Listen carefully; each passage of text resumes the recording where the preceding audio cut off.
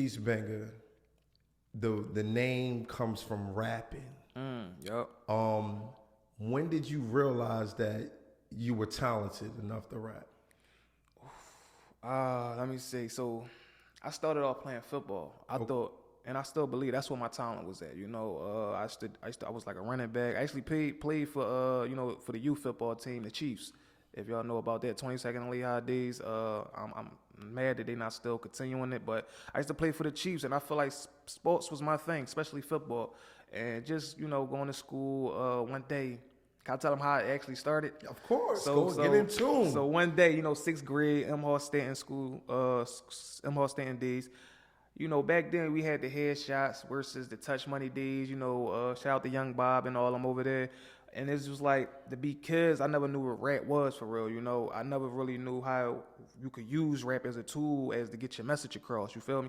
And it was just one day, we're going to recess yard, play football, but it was just one kid that had come into class just always rapping.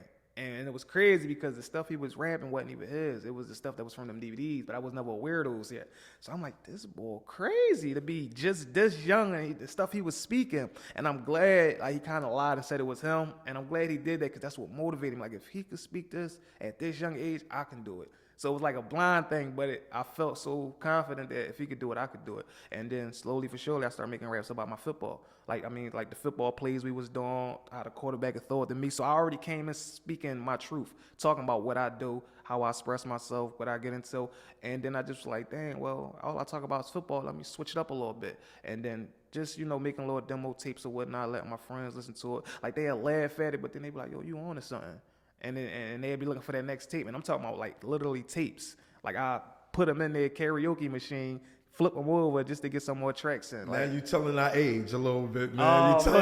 You telling our age a little bit. Listen, I feel blessed to come from that era, though, man. Like, I remember them tape days, man. Like, before it was CDs, before I had any laptop, I had the desktop computer where you had the big monitor and the screen and all that. So yeah, I made tapes, and it was just the way I just seen the feedback on my homies. As much as they wanted to laugh because it was a surprising thing, they actually was feeling it. How old were you?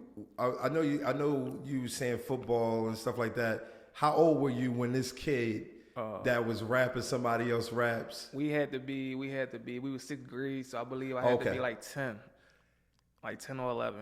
I had a friend. I'm sorry, not even have a friend. I still have a friend. His name is Del P. When I tell shout out to Del P. We from the same block. Okay. When Del we were in kindergarten. Del used to come inside the classroom and rap fluently. And I felt like some of those raps were his, but then I also felt like he was rapping somebody else's raps. And we used to sit back and say, yo, I couldn't comprehend it, but this kid is nice. Yeah, that's the feeling I got. Like, yo. Yeah, like, we young. What you know about that? What you know, right? And like you say it of it all, fluently. like you. And so when you said that, I said, damn, I know exactly what you're talking about, because that's how my man Del P used to be. That's dope. And, he carried it on to this day, man. So shout out to Del. Shout out to Del, dope artist.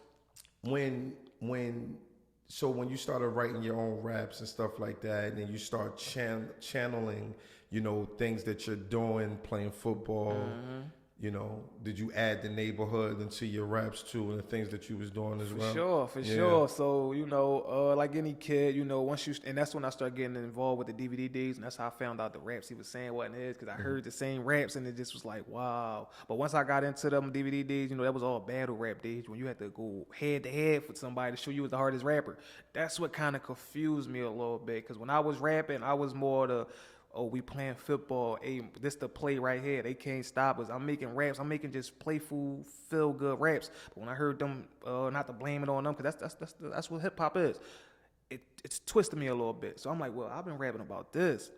I need to be talking about that. And, I started putting my streets in there, the neighborhoods, what me and my homies, do, what we used to get into. And sometimes it was just procrastinating and just, trying to be the hard rapper. And that's where it kind of took a little turn for me, because now I was rapping and, I was doing something that I wasn't really capable of, or saying or speaking something that I wasn't really doing. I wasn't speaking my truth at that moment. So, like most rappers. Yeah, that's where things went left with me at. like most rappers, most again, a rappers, lot you know? of kids. For the children that are viewing, 90% of the rappers are not rapping or not living what they're rapping. A lot of these things are just entertainment, and we're speaking from our environment. What got you to the point where you changed the way you rap, like, you know, the gangster rap, and you started getting into more of the positivity rap? That's a good question.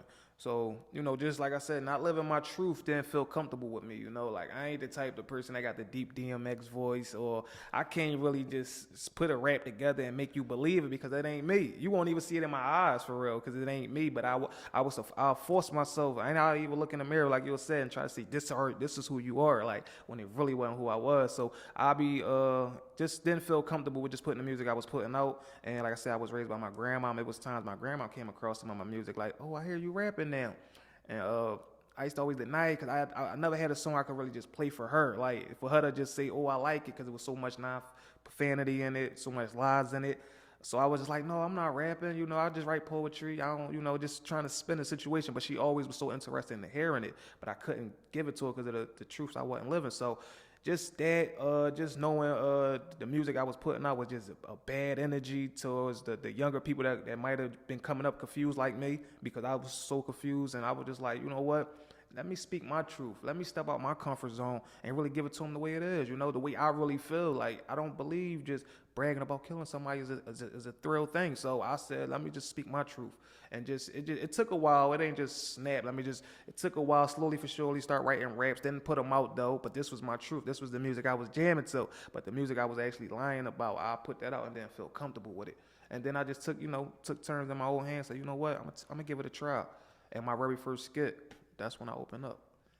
That's super dope. And I'm listening to you getting chills, because the same, when you finally realize who you are as a person, it made you more comfortable. Way more comfortable. And now your talent is starting to like really, now it's like, yo, now your true colors is coming out.